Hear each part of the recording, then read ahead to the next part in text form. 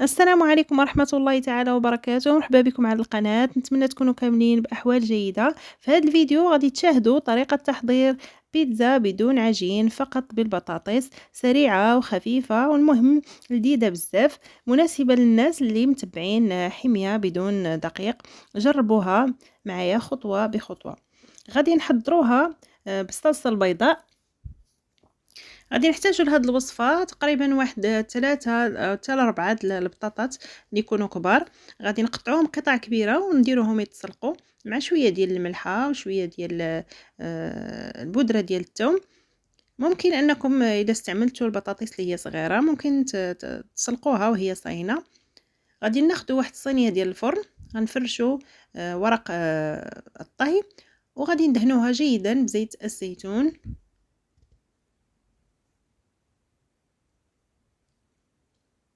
غادي نوضعوا البطاطس من بعد ما سلقات، ونحاولوا بالشوكه اننا نسويو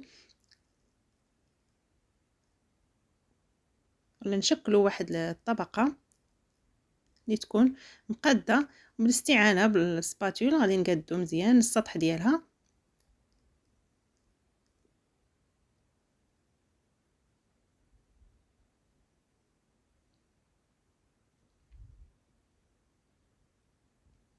نرشوا بالقليل من الابزار او الفلفل الاسود، ونديروا شويه ديال الثوم بودره.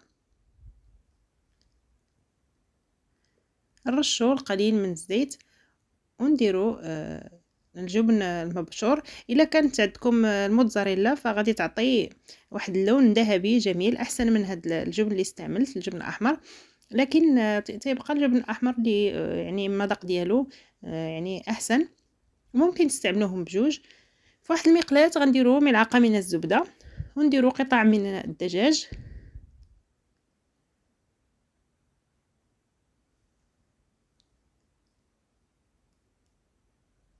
ممكن ايضا تستعملوا في هذه الوصفه فواكه البحر، وتتبعوا نفس الطريقه.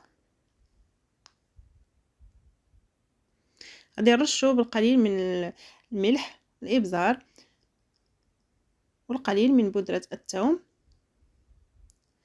من بعد ما تشحرت ولا تشحر صدر الدجاج، فغادي نزيدو بنفس المقلاة نديرو ملعقة كبيرة من الزبدة،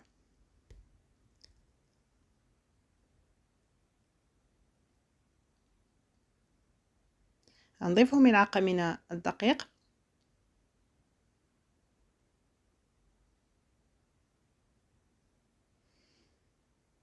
غنحركو حتى نشوفو يعني الخليط اكتسب واحد اللون ذهبي. وغادي نضيفو كوب من الحليب، نسمو بالملح والابزار.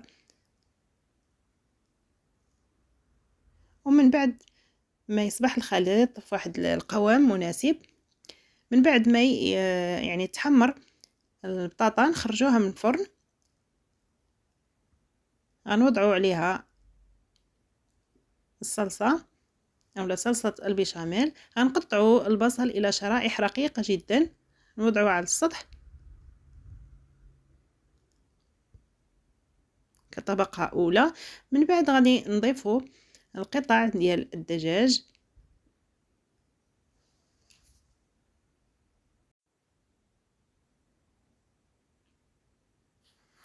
غادي نضيفوا قطع من الزيتون الاسود،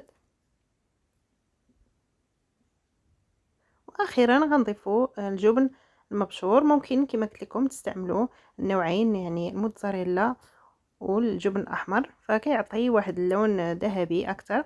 ندخلوه للفرن حتى تحمر البيتزا مزيان ونقدموها، وهذا هو الشكل النهائي ديالها. نتمنى انها تكون نال اعجابكم. شكرا على حسن التتبع والى اللقاء.